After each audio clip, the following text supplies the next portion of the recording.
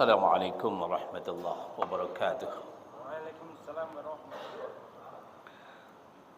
Innal hamdalillah nahmaduhu wa nasta'inuhu wa nastaghfiruh wa na'udzu billahi min shururi anfusina wa min sayyiati a'malina. May yahdihillahu fala mudilla lahu wa may yudlil fala hadiya lahu. Wa asyhadu an la ilaha illallah wahdahu la syarika lah wa asyhadu anna Muhammadan 'abduhu wa rasuluh. Ya ayyuhalladzina amanu taqullaha haqqa tuqatih wa la tamutunna illa wa antum muslimun. Amma ba'du fa inna asdaqal hadithi kitabullah wa khairal hadi hadi Muhammad sallallahu alaihi wasallam wa syarral umuri muhdatsatuha wa kullu muhdatsatin bid'ah wa kullu bid'atin dhalalah wa kullu dhalalatin finnar.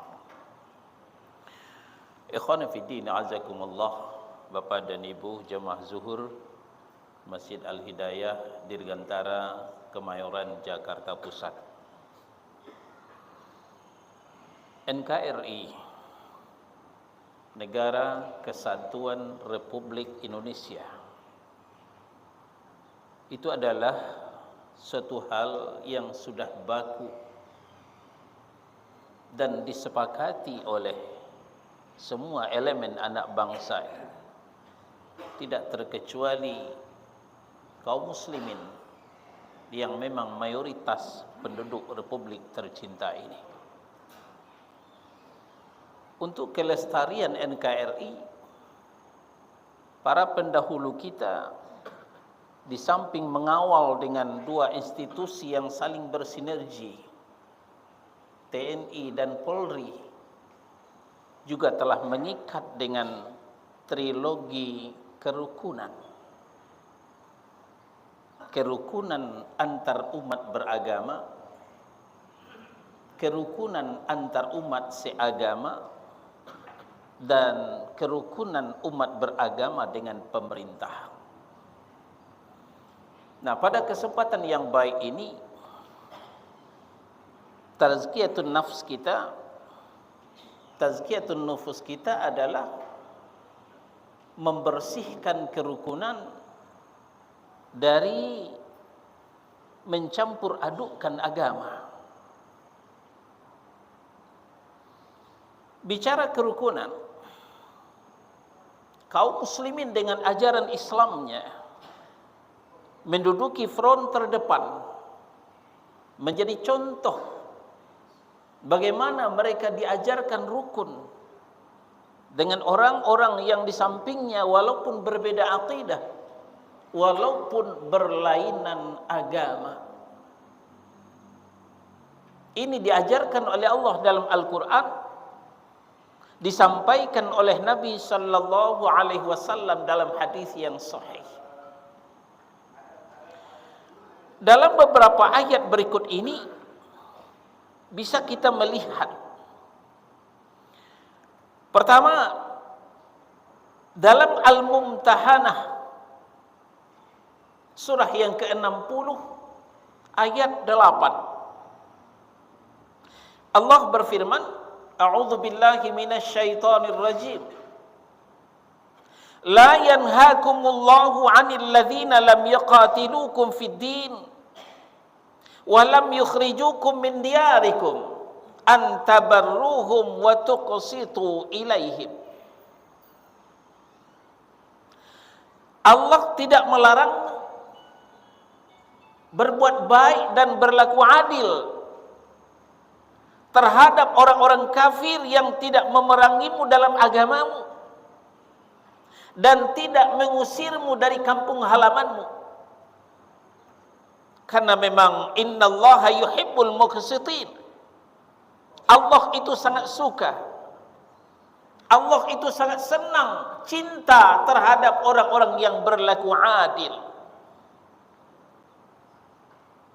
Bayangkan saudara-saudara, ternyata kita disuruh oleh Allah Subhanahu wa taala berbuat baik dan berlaku adil bukan hanya sesama intern, sesama kaum muslimin.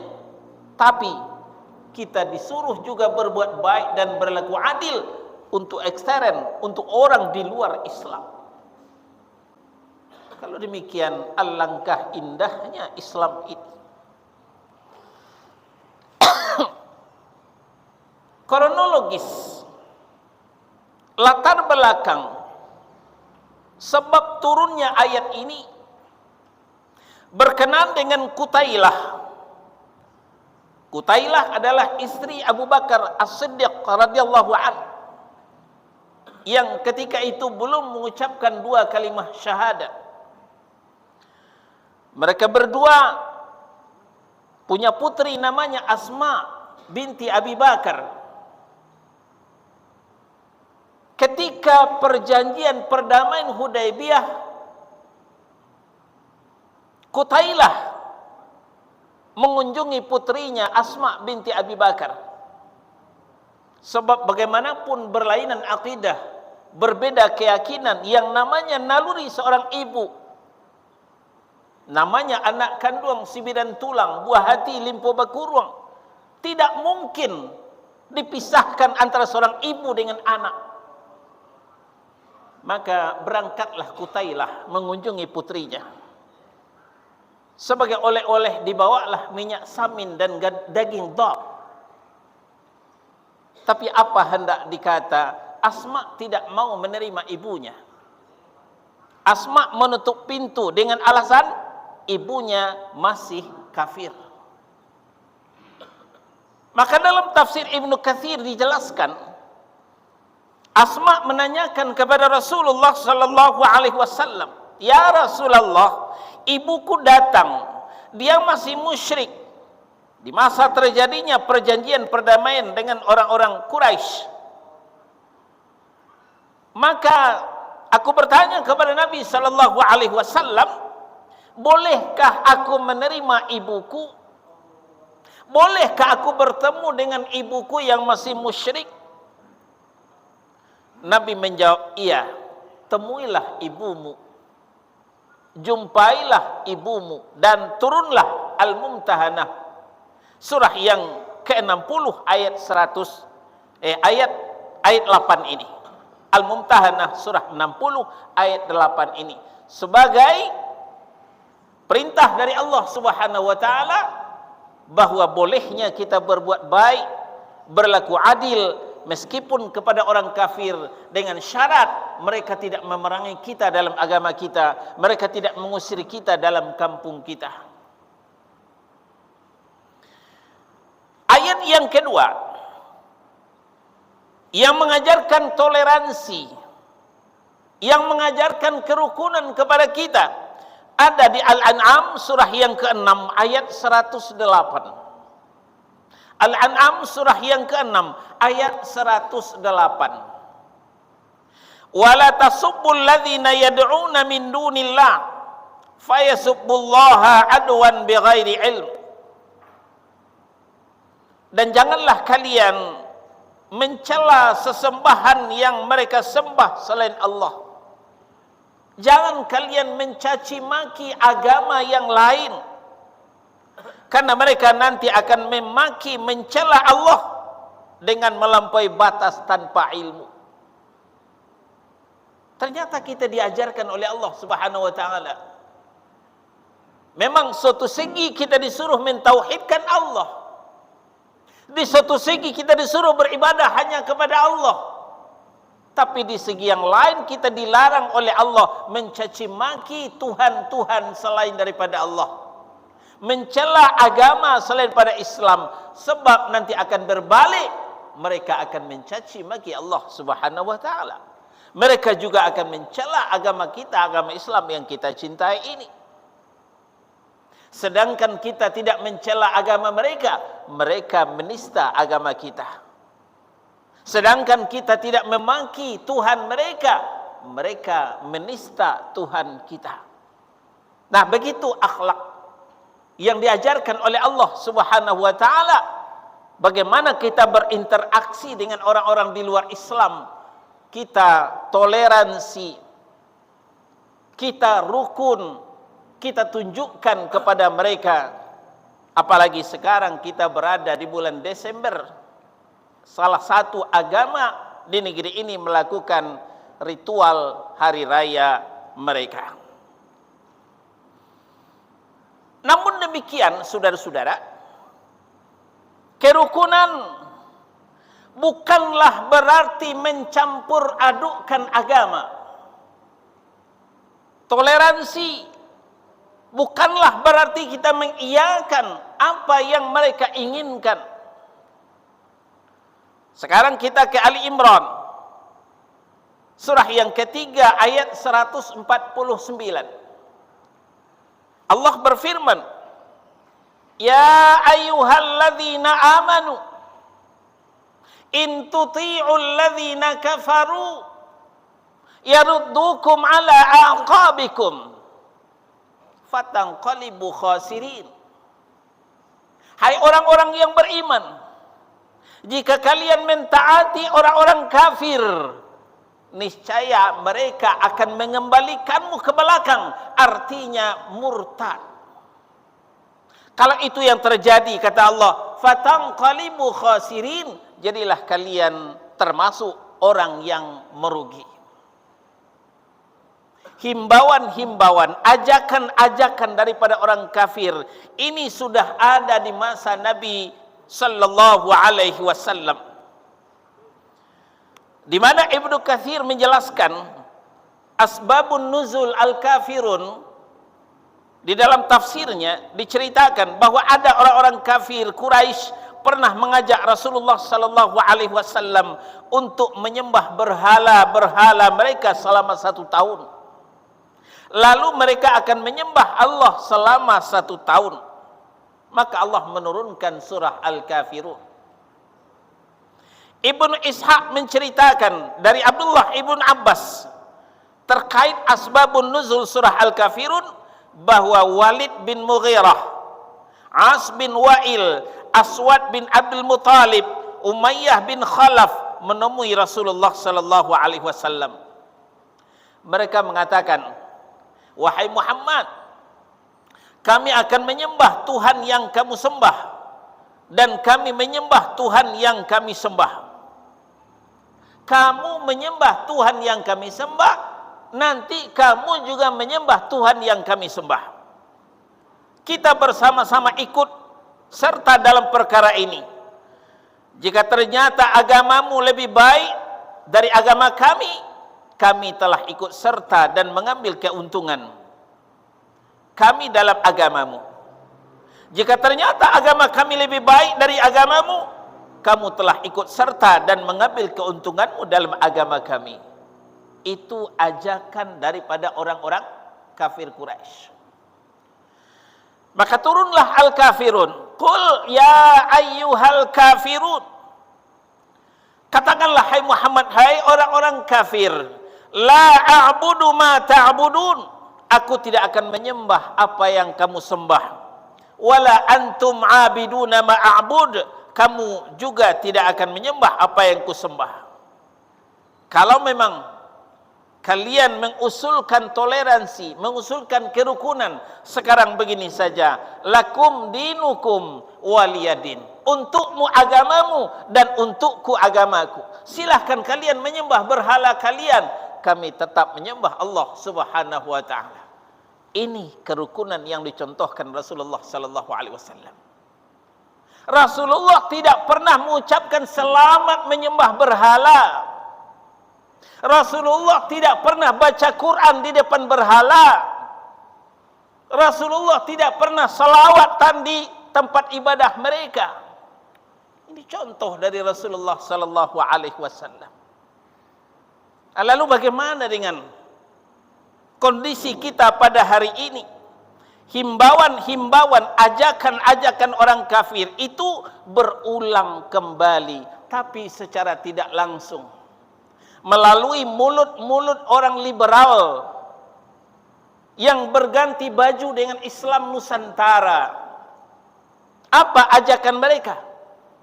Kita beragama bagaimana musimnya saja. Musim Syawal, minal aidin wal faizin, mohon maaf lahir dan batin. Musim Desember kita Natal bersama, ucapkan selamat Natal. Januari kongsi facai. Februari Valentine Day. April Mop. Sempurnalah sudah. Agama gado-gado, keyakinan campur sari. Allah ingatkan kepada kita, wala talbisul haqqa bil batil. Jangan kau bercampur adukkan yang hak dengan yang batil. Tauhid itulah yang hak. Syirik, trinitas, trimurti itu batil. Dan sampai kapanpun tauhid dengan syirik tidak akan bisa bersatu. Ini yang perlu kita perhatikan Bapak dan Ibu, saudara-saudara kaum muslimin. Pemandangan yang kita lihat dalam rangka kerukunan antar umat beragama. Mereka larut bersama, Natal bersama, baca Quran di depan patung Yesus, selawatan di gereja. Ini kerukunan macam apa ini? Ini namanya mencampur adukkan agama, bukan kerukunan. Apakah tidak ada kerukunan di masa Nabi? Nabi mencontohkan kerukunan itu. Nabi mengajarkan kerukunan itu. Tapi sekali lagi, Nabi tidak pernah mengucapkan selamat menyembah berhala. Selamat menyembah Lata, Uzza, Hubal. Itu tidak pernah. Nabi tidak pernah baca Quran di depan patung-patung berhala mereka. Inilah yang perlu kita evaluasi kerukunan antar umat beragama, saudara-saudara. Kerukunan antar umat beragama itu diajarkan dalam Islam. Tapi kerukunan antar umat beragama bukanlah mencampur adukkan agama. Lebih jauh, kita lihat secara akal sehat, saudara-saudara kaum muslimin. Seandainya ada yang berjudi di sebelah rumah kita, mungkinkah kita ucapkan selamat berjudi ya? Ada yang mabuk, teler di sebelah rumah kita. Mungkinkah kita katakan selamat teler, selamat mabuk? Ada yang berselingkuh, berzina di depan kita, selamat berzina ya? Tentu itu tidak mungkin, saudara-saudara kaum muslimin. Untuk kita ketahui bahwa mengatakan Allah punya anak itu jauh lebih dahsyat daripada berzina, jauh lebih dahsyat daripada berjudi dan minuman-minuman keras. Sekarang kita lihat Maryam surah yang ke-19 ayat 88, 89, 90, 91 dan 92. Allah menceritakan ayat 88, wa qalu ittakhadhar rahmanu walada. Mereka berkata Allah yang Maha Pengasih itu punya anak. Mereka yang dimaksud adalah ahlul kitab, al-Yahud wan Nasara. Yahudi mengatakan Uzair anak Allah, padahal Uzair hanya hamba dan nabi Allah. Nasrani mengatakan Al-Masih anak Allah, padahal Al-Masih tidak lebih dari seorang hamba dan Rasulullah. Ayat 89, laqad ji'tum syai'an idda. Sungguh kalian telah membawa suatu hal yang sangat mungkar. Bayangkan bapak-bapak, saudara-saudara, mengatakan Allah punya anak itu adalah sesuatu hal yang sangat mungkar. Tadi kita sudah sepakati, ada yang berjudi, tidak mungkin kita mengucapkan selamat berjudi. Itu baru satu kemungkaran. Ada yang mabuk, yang teler, tidak mungkin kita mengatakan selamat mabuk. Itu baru satu kemungkaran. Ada yang berselingkuh, ada yang berzina, tidak mungkin kita mengatakan selamat berzina. Itu baru satu kemungkaran. Nah sekarang, ada yang mengatakan Allah yang punya anak. Kata Allah dalam Maryam surah yang ke-19 ayat 89, laqad ji'tum syai'an idda. Sungguh kalian telah membawa suatu hal yang sangat mungkar. Sehingga apa yang terjadi? Ayat 90 ayat selanjutnya ayat 90. takadu samawati yatafattarna min wa tanshaqqul ard wa takhirrul jibalu hadda. Hampir saja langit pecah, bumi terbelah, gunung-gunung pun runtuh karena ucapan ini. Dahsyatnya ucapan Allah mempunyai anak, hampir saja langit pecah, bumi terbelah, gunung pun runtuh. Kenapa? Ayat 91, anda'au lirrahmani walada, karena mereka telah mendakwa Allah yang Maha Pengasih mempunyai anak. Ayat 92, wa ma yanbaghi lirrahmani ayyattakhidha walada, dan tidaklah mungkin, tidaklah pantas bagi Allah suatu hal yang pengasih mempunyai anak. Kita sudah final dengan lam yalid walam yulad walam yakul lahu kufuwan ahad. Nah, namun keyakinan mereka terserah mereka. Kita tidak boleh mengintervensi keyakinan mereka. Silahkan mereka beribadah sesuai dengan keyakinan mereka. Maka al-kafirun tadi telah menuntun kita untuk toleransi, untuk kerukunan. Ya udah, lakum dinukum waliyadin. Untukmu agamamu, untukmu natalmu, silahkan. Waliyadin, untukku solatku, untukku hari rayaku. Inilah renungan kita pada siang ini, Bapak dan Ibu yang dimuliakan Allah. Kembali kita simpulkan, kita harus toleransi. Kita harus menjunjung tinggi kerukunan, tapi bukanlah dengan menjual akidah, bukanlah dengan menggadaikan tauhid. Fa'tabiru ya ulil absar la'allakum turhamun. Subhanakallahumma wa bihamdika asyhadu an la ilaha illa anta astaghfiruka wa atubu ilaik. Wa sallallahu ala nabiyyina Muhammadin wa ala alihi wa sahbihi wasallam. Barakallahu li wa lakum. Wassalamu alaikum warahmatullahi wabarakatuh. Waalaikumsalam.